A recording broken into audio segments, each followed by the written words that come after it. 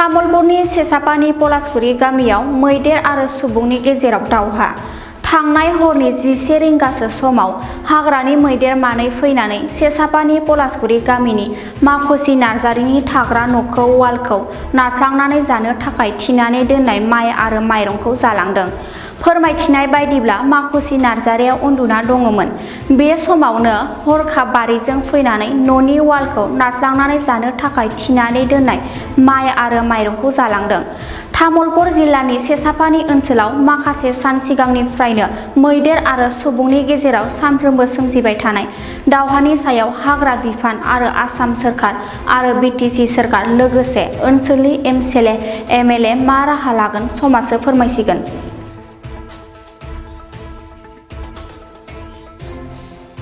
आंनि न'आ आं थानाय न'खौ सिफायलांबाय आरो जानो माइ दोननायखौ बस्थाब्रै जादों।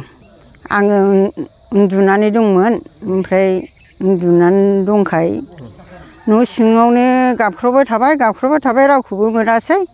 बेखौनो न'खौ सिफायनानै माइखौ जालांजोब्बाय। माइरंबो जादों, माइबो जादों। माइआ बस्थाब्रै, माइरं बस्थासे।